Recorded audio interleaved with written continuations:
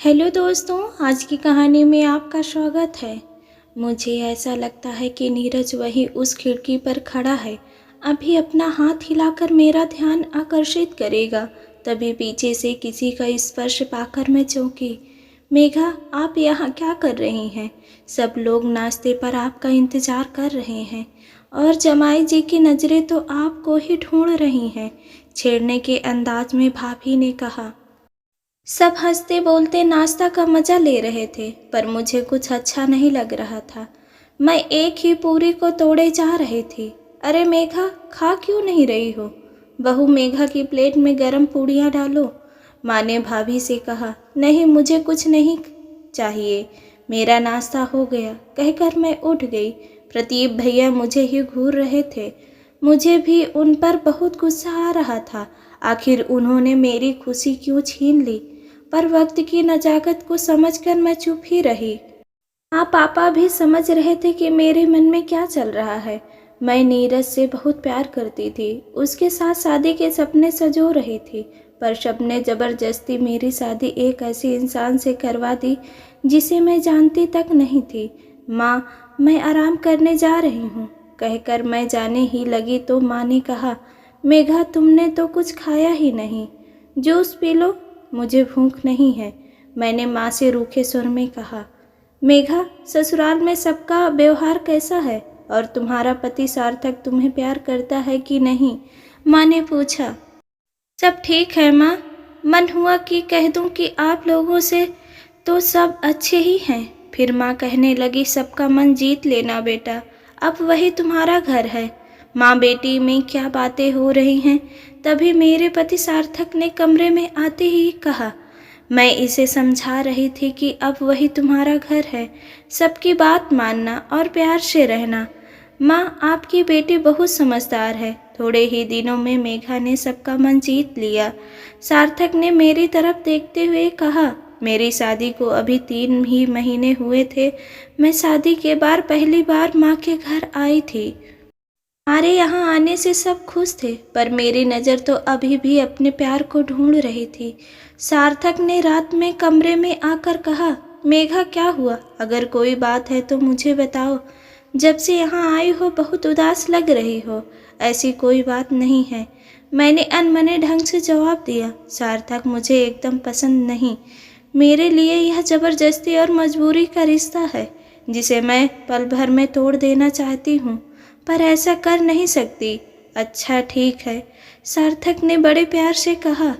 आज मेरे सिर में दर्द है, मैंने अपना मुंह फेर कर कहा। करीब 3 बजे मेरी नींद खुल गई। सोने की कोशिश की पर नींद नहीं आ रही थी। फिर पुरानी यादें सामने आने लगी। हमारे घर में सबसे पहले मैं ही उठती थी। मेरे पापा सुबह 6 बजे ही ऑफिस के लिए निकल जाते थे।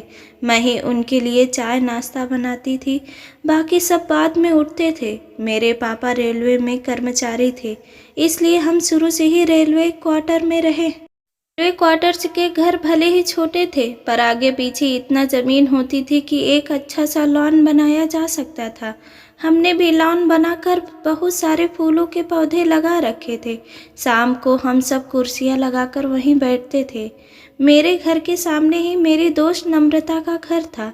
उसके पापा भी रेलवे में एक छोटी पोस्ट पर काम करते थे। मैं और नम्रता एक ही स्कूल और एक ही क्लास में पढ़ती थी। हम दोनों पक्की सहेलियां थीं। बेझिझक एक दूसरे के घर आती जाती रहती थी। एक रोज मैं और नम्रता बाहर खड़ी होकर बातें कर रही थी। तभी मेरी नज़र उसके घर की खिड़की पर पड़ी तो देखा कि नीरज यानी नम्रता का बड़ा भाई मुझे एकटक देख रहा है। मुझे थोड़ा अजीब लगा। नीरज भी सकपका गया। मैं अपने घर के अंदर चली गई, पर बार बार मेरे दिमाग में उलझन हो रही थी कि आखिर वह मुझे ऐसे क्यों देख रहा था। मैंने महसूस किया कि वह अक्सर मुझे देखता रहता है। नीरज का मुझे देखना मेरे दिल को धड़का जाता था। शायद नीरज मुझे पसंद करने लगा था। धीरे धीरे मुझे भी नीरज से प्यार होने लगा। हमारी आंखें चार होने लगी।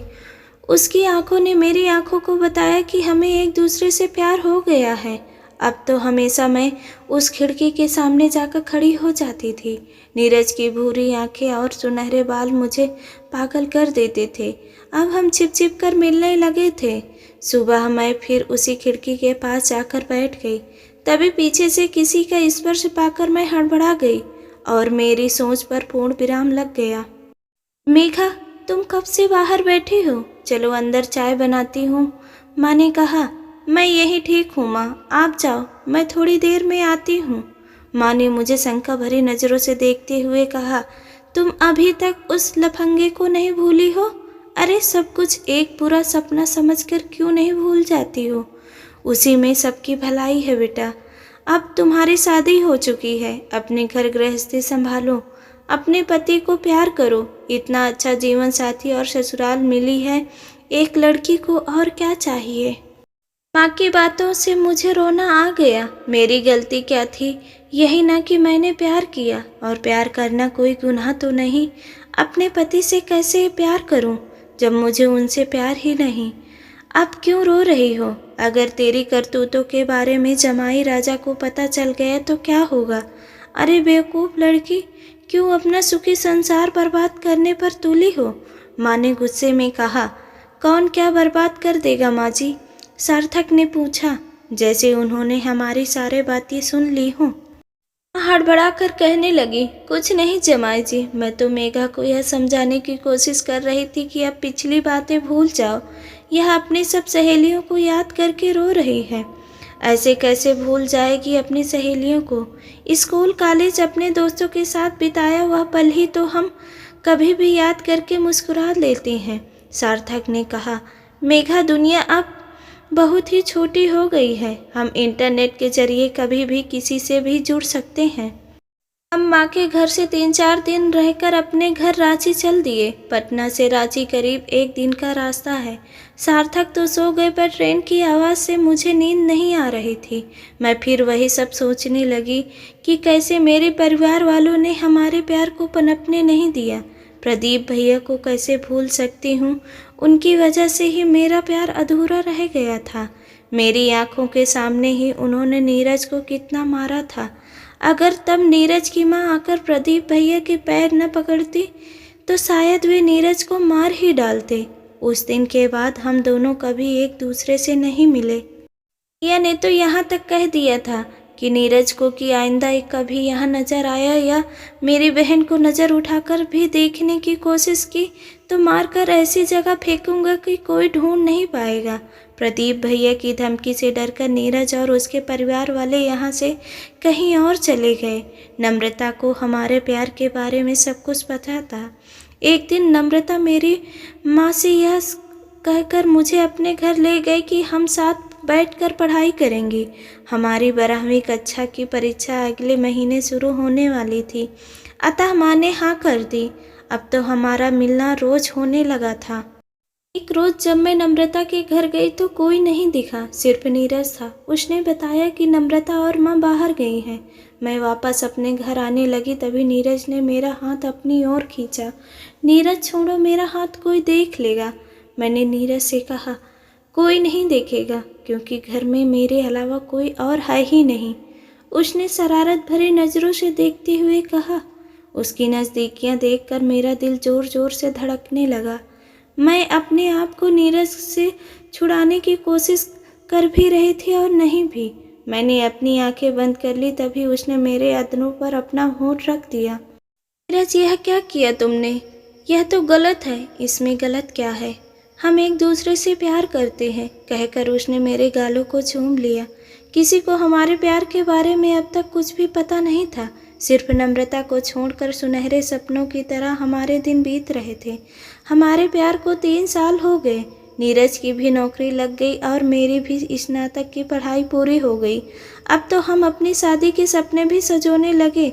मैंने नीरज को अपने मन का डर बताते हुए कहा, नीरज, अगर हमारे घर वाले हमारी शादी के लिए नहीं माने तो हम भागकर शादी कर लेंगे, और अगर वह भी न कर पाए तो साथ मर सकते हैं ना? बोलो, दोगी ना मेरा साथ? हाँ नीरज, अब मैं तुम्हारे बिना एक दिन भी नहीं रह सकती हूँ। मैंने उसके कंधे पर अपना सिर रखते हुए कहा। हमें पता ही नहीं चला कि कब प्रदीप भैया ने हमें एक दूसरे के साथ देख लिया था। मेरे और नीरज के रिश्ते को लेकर घर में बहुत हंगामा हुआ। मुझे भैया से बहुत मार भी पड़ी। अगर भाभी बीच में ना आती तो शायद मुझे मार ही डालते। उस वक्त माँ पापा ने भी मेरा साथ नहीं दिया था। जल्दी जल्दी में मेरी शादी तय कर दी गई। इन जालिमों की वजह से मेरा प्यार अधूरा रह गया। कभी माफ़ नहीं करूँगी इन प्यार के दुश्मनों को। हेलो मैडम, ज़रा जगह दो, मुझे भी बैठना है, किसी अनजान आदमी ने मुझे छूते हुए कहा। मैं तो चौंक उठी। मैंने कहा यह तो आरक्षित सीट है। तभी दो लोग और आ गए और मेरे साथ बदतमीजी करने लगे। मैं चिल्लाई, सार्थक सार्थक, हड़बड़ाकर उठ गए। जब उन्होंने देखा कि कुछ लड़के मेरे साथ छेड़खानी करने लगे हैं तो वे सब पर टूट पड़े। रात थी इसलिए सारे पैसेंजर सोए हुए थे। मैं तो डर गई थी कि कहीं चाकू वाकू न चला दें। मैं जोर जोर से रोने लगी। तब तक डिब्बे की लाइट जल गई और पैसेंजर उन बदमाशों को पकड़कर मारने लगे। कुछ ही देर में पुलिस भी आ गई। मेघा, तुम ठीक हो ना? तुम्हें कहीं लगी तो नहीं? सार्थक ने मुझे अपने सीने से लगा लिया। उनके सीने से लगते ही लगा जैसे मैं ठहर गई। अब तक जो बेवजह भावनाओं में बहे जा रही थी, जिनकी कोई मंजिल ही नहीं थी। मैं ठीक हूँ, मैंने कहा। सार्थक के हाथ से खून निकल रहा था, फिर भी उन्हें मेरी ही चिंता थी। किसी पैसेंजर ने कहा, आप चिंता न करें भाई साहब, इन्हें कुछ नहीं हुआ, पर थोड़ा डर गई हैं। खून तो आपके हाथ से निकल रहा है। तभी किसी ने आकर सार्थक के हाथों पर पट्टी बांध दी। तब जाकर खून का बहना रुका। मैं यह क्या कर रही थी? इतने अच्छे इंसान के साथ इतनी बेरुखी। सार्थक को अपने से ज़्यादा चिंता मेरी हो रही थी। मैं इतनी स्वार्थी कैसे हो सकती हूँ? अब सार्थक ही मेरी दुनिया है, मेरे लिए सब कुछ है। नीरज तो मेरा प्यार था, सार्थक तो मेरा जीवन साथी है।